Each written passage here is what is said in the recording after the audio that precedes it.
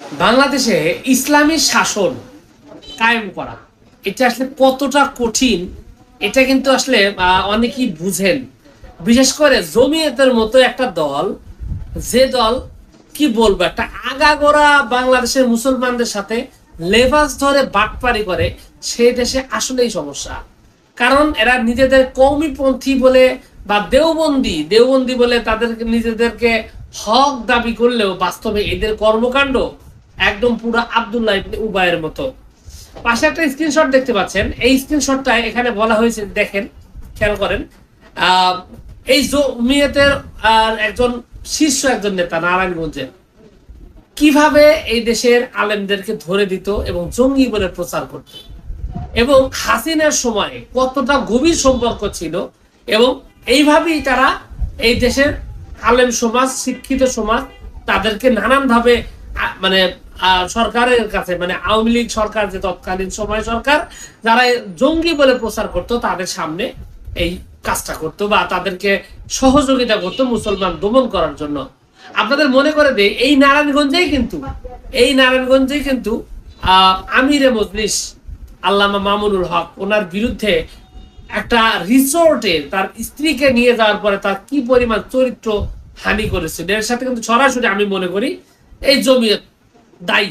কারণ যারা এইভাবে আলেমদেরকে ধরিয়ে দিতে পারে, আলেমদের ক্ষতি করতে পারে, তারা এই কাজটাও করতে পারে, খুব স্বাভাবিক। এরপরে কাপড় চোপড় খুলে নেওয়ার ঘটনা, এটা জমিয়তের যে সভাপতি তিনি নিজে মুখে বলেছেন, এই 5 বছরে জামাতের কাপড় খুঁটা তুলি ফেলবো।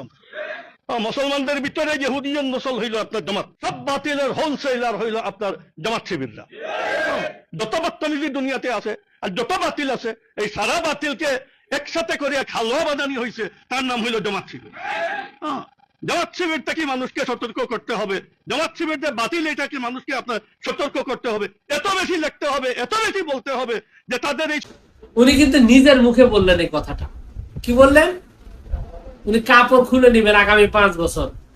এর আগে হাসিনার সময় আলেমদের ধরিয়ে দিত জঙ্গি হিসাবে, সন্ত্রাস হিসাবে, আর এখন বিএনপির সাথে জোট গঠন করে এখন আগামী 5 বছর জামায়াতের কি করবে, জামায়াতের যে কি বলে, জামায়াতের নেতা কর্মীদের কাপড় খুলে নিবে। শুধু তাই নয়, এই জমিয়তের অন্যতম একটা পৃষ্ঠপোষক মুহিবুল্লাহ বাবু নগরী, উনি কি করছে, হাঙ্কির বলার খাঙ্কি বলার কি কইছে, আল্লাহ মাফ করো,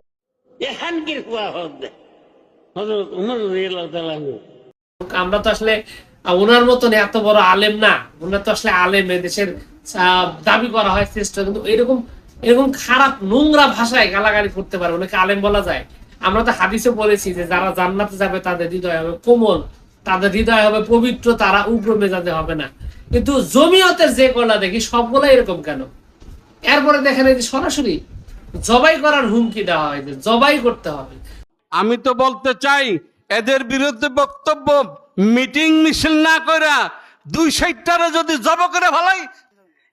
আমি তো বলতে চাই, এদের বিরুদ্ধে বক্তব্য মিটিং মিছিল না কইরা 260টারে যদি জব করে ভালাই, এই 3টা-4টার জবাই করলে নাকি ঠান্ডা হয়ে যাবে।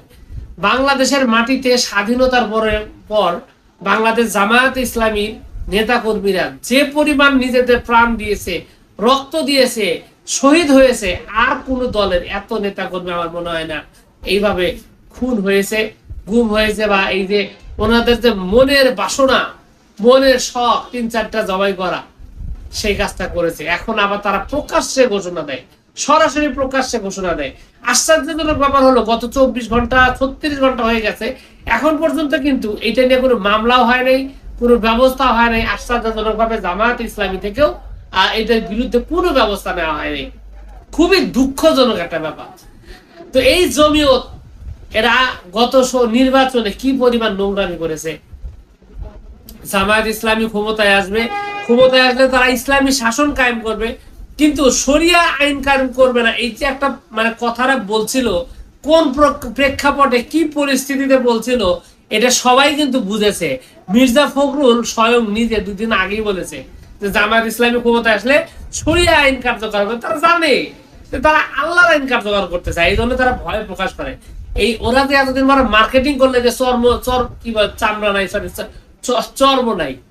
চরমোনাইতে প্রচার করলে যে জামায়াত ইসলামী ক্ষমতা আসলে ইসলামী আল্লাহর আইন কায়েম করবে না, শরিয়া কায়েম করবে না, তাদের আন্দাজে কথাটা কইলো, সেই জায়গা থেকে মির্জা ফখরুল কিন্তু ঠিকই বলে ফেলছে যে কারণ এই দলটা পরিচালিত হয় আল্লাহর নিয়ম অনুযায়ী, আল্লাহর আইন অনুযায়ী। তো এই যে চরমোনাইতে এবারে গত 2-3 দিন আগে তাদের নেতা নির্বাচন হলো, তাদের যে রেজাউল করিম সে আগে যা ছিল এখনো তাই কিন্তু আছে, ফজলুল করিম যা আছে তাদের নেতৃত্বের কোনো পরিবর্তন আসে নাই। আর জামায়াত ইসলামী কিন্তু তা না, জামায়াত ইসলামীর যোগ্য লোক হলে তাকে আমির বানানো হয়, ঠিক আছে, সম্পূর্ণ সরাসরি ভোটের মাধ্যমে তাকে নির্বাচিত করা হয়। তো যে বিষয়টা বলতে যাচ্ছি, আজকে জামায়াত ইসলামী বাংলাদেশের প্রধান বিরোধী দল, ইসলামী শক্তি প্রধান বিরোধী দল। আজকে বাংলাদেশ যথেষ্ট শান্ত আছে। আওয়ামী লীগের মতো একটা সন্ত্রাসী সংগঠন যেখানে বাংলাদেশকে বারবার উচ্ছৃঙ্খলপনা করতে যাচ্ছে, সেই জায়গা থেকে কিন্তু বাংলাদেশ অবশ্যই অনেক ভালো আছে, শুধু ভালোই না, খুবই ভালো আছে। বিএনপি দেশ চালাচ্ছে, দ্রব্য মূল্যের দাম হাসিনের সময় ওই যে 80 টাকা কেজি আলু, 100 টাকা কেজি আলু, 200 টাকা কেজি পেঁয়াজ, 1200 টাকা কেজি কাঁচামরিচ, এরকম কিন্তু নাই। বাজার পরিস্থিতি মোটামুটি স্বাভাবিক, মানুষ কিন্তু অতটাও খারাপ নাই। বিরোধী দল সরকারকে সহযোগিতা করতেছে, গত 4 মাসে কোনো সমাবেশ মানে কি বলবো, ওই হরতাল অবরোধ এসব কিছুই কিন্তু হয়নি, সরকারকে সহযোগিতা করতেছে। মাঝে একবার তেলের সংকট হয়েছিল, জামায়াত ইসলামী সহ একটা কমিটি গঠন করা হলো, তার মাত্র 24 ঘন্টার মধ্যে সমাধান হয়ে গেছে, কোনো কথাই হয়নি। দেশটা এভাবেই চলছে, এভাবেই আগামী, এবং আগামী দিনে জামায়াত ইসলামী ক্ষমতায় আসবে ইনশাআল্লাহ, এটা আমি ভরসা করি, বিশ্বাস করি। তো সেই জায়গা থেকে এই যে জমিয়ত, যারা আগে আওয়ামী লীগের সাথে মিশে আলেমদের ধরিয়ে দিত, এখন আবার বিএনপির সাথে মিশে কাপড় খুলতে চায়, জবাই করতে চায়, এই যে কুচক্রী, মুসলমানদের মতো দেখতে, আলেমদের মতো দেখতে এই সমস্ত উগ্র নেতাদের ব্যাপারে কি বলার আছে? আমার কথা হলো এই জায়গায় যে আসলে এই সমস্ত কুচক্রী এখন আর বাংলাদেশে কাজ হবে না। আমাদের মতো তরুণরা কিন্তু খুবই সচেতন। এদেশের তরুণ সমাজ এদেশের ইতিহাস বদলে দিয়েছে 2024 সালে। এদেশের মানুষ স্লোগান দিয়েছে নারায়ে তাকবীর আল্লাহু আকবার বলে। এদেশের মানুষ ইসলামী চেতনা বুকে ধারণ করে এগিয়ে যাচ্ছে। জমিয়ত যতই বাটপারি করুক, আওয়ামী লীগের সাথে চলুক আর যাই করুক, চরমোনায় যত শয়তানি করুক, কোনো লাভ নাই। এদেশে ইসলাম প্রতিষ্ঠা হবে এবং ইসলাম ক্ষমতায় আসবে ইনশাআল্লাহ।